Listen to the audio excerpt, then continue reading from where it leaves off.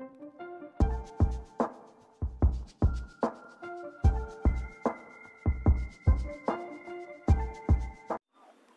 this is Narmada from Vista Academy Erode. Compound interest அப்படிங்கிற topic தான் பார்க்க போகிறோம். இந்த டாபிக் பார்த்துட்டிங்கன்னா பேங்கிங், எஸ்எஸ்சி, ஆர்ஆர்பி, டிஎன்பிசி இது எல்லாத்துலேயுமே வரும். ஃபஸ்ட்டு ஃபார்முலா என்னன்னு பார்த்துக்கலாம். காம்பவுண்ட் இன்ட்ரெஸ்ட் சின்னு நம்ம டினோட் பண்ணுவோம். Compound interest equal to P into 1 + r/100 whole power n - 1 அப்படிங்கிறதா காம்பவுண்ட் இன்ட்ரெஸ்ட் கண்டுபிடிக்கிறதுக்கான ஃபார்முலா. டோட்டல் அமௌண்ட் கேட்டிருந்தாங்கன்னா A equal to P into 1 + r/100 whole power n அப்படிங்கிற ஃபார்முலா யூஸ் பண்ணுவோம். கொஸ்டினில் பார்த்துட்டிங்க அப்படின்னா maturity amount becomes total amount இந்த மாதிரி வேர்டிங்லாம் வந்துச்சுனாவே டோட்டல் அமௌண்ட் ஏ அப்படிங்கிறத நம்ம டினோட் பண்ணுவோம். பி அப்படின்னாவே நம்ம பிரின்சிபல் அமௌண்ட் எடுத்துப்போம். இப்போ பிங்கிறது ஒரு சில கொஸ்டின்ல பார்த்தீங்கன்னா சம் அப்படின்னு டினோட் பண்ணுவாங்க. சம்னாலுமே நம்ம பின்னு தான் சொல்லுவோம். ஆர் அப்படின்னா rate of interest,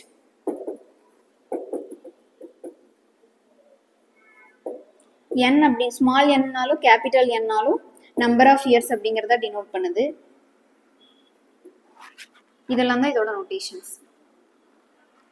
first question பார்த்துட்டிங்கன்னா what will be the compound interest for the sum of ₹16,000 after 3 years at the rate of 5% per annum. தமிழில் பார்த்தீங்கன்னா ஆண்டுக்கு 5% வட்டி விகிதத்தில் 3 ஆண்டுகளுக்கு பிறகு ₹16,000 தொகைக்கு கூட்டு வட்டி என்னவாக இருக்கும் அப்படின்னு கேட்டிருக்காங்க.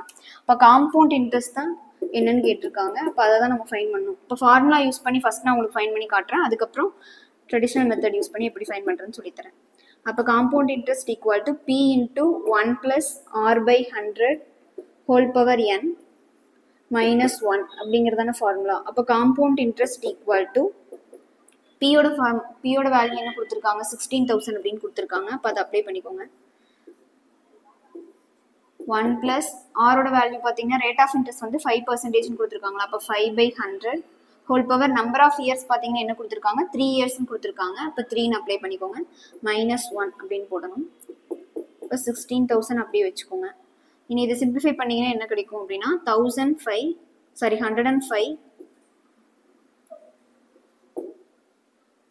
டிவைட் பை 100 - 1 இங்கே கியூப் இருக்குங்களா, அதை அப்படியே போட்டுக்கோங்க.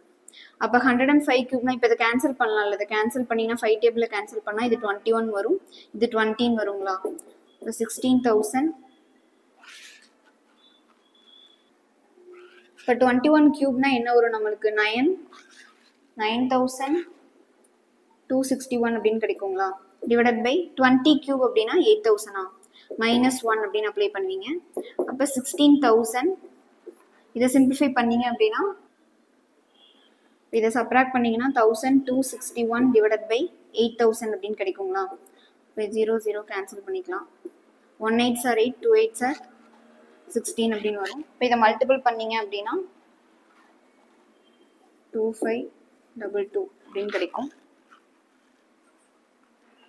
இப்போ இதை சால்வ் பண்ணீங்க அப்படின்னா காம்பவுண்ட் இன்ட்ரெஸ்ட் ஈக்குவல் டு 2,522 அப்படின்னு கிடைக்கும். ட்ரெடிஷ்னல் மெத்தடில் எப்படி சால்வ் பண்ணலாம் அப்படின்னு பார்க்கலாம். நெக்ஸ்ட் ட்ரெடிஷ்னல் மெத்தடில் எப்படி சால்வ் பண்ணலாம்னு சொல்கிறேன்.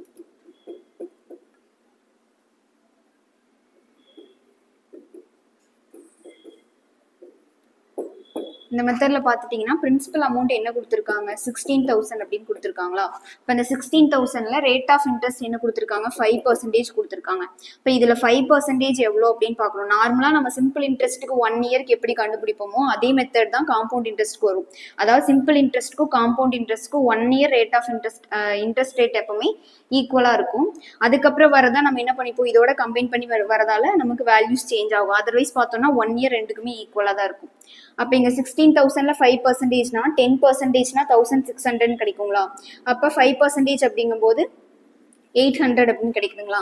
நெக்ஸ்ட் அதே மாதிரி 2 இயருக்கு கால்குலேட் பண்ணணும்னா என்ன பண்ணுவோம்.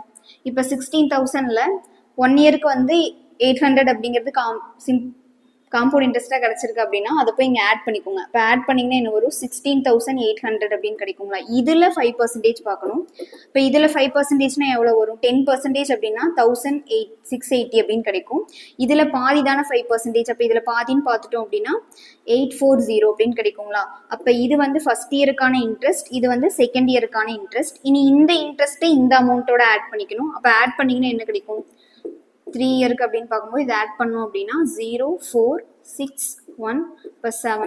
இப்போ 17,640 அப்படின்னு இருக்கு. இதில் 5% பார்க்கணும். 10% அப்படின்னா 17,064 அப்படின்னு கிடைக்கும். 5%னா அதில் பாதி.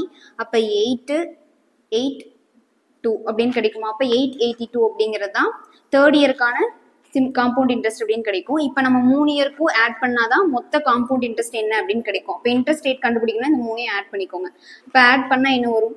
2522 அப்படின்னு கிடைக்கும். இதுவே உங்களுக்கு டோட்டல் அமௌண்ட் இன்கேஸ் கேட்டிருக்காங்க அப்படின்னா டோட்டல் அமௌண்ட் என்ன பண்ணணும்? நம்மளோட முன்னாடி இருக்கிற அந்த பிரின்சிபல் அமௌண்ட்டோட இந்த வேல்யூ ஆட் பண்ணிக்கணும். ஆட் பண்ணிட்டோம் அப்படின்னா அதுதான் நமக்கு டோட்டல் அமௌண்ட். இப்போ total amount A equal to P plus CI அப்படின்னு கால்குலேட் பண்ணுவோம். இப்போ பியோட அமௌண்ட் பார்த்தீங்கன்னா 16,000 பிளஸ் 252 அப்படின்னு கிடைக்கும். இந்த ரெண்டையும் ஆட் பண்ணீங்க அப்படின்னா அப்போ 18,522 அப்படிங்கிறது ஆன்சர்.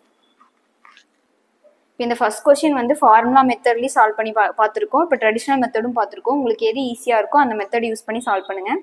நெக்ஸ்ட் வீடியோவில் நம்ம நெக்ஸ்ட் மெத்தட் பார்க்கலாம். தேங்க்யூ.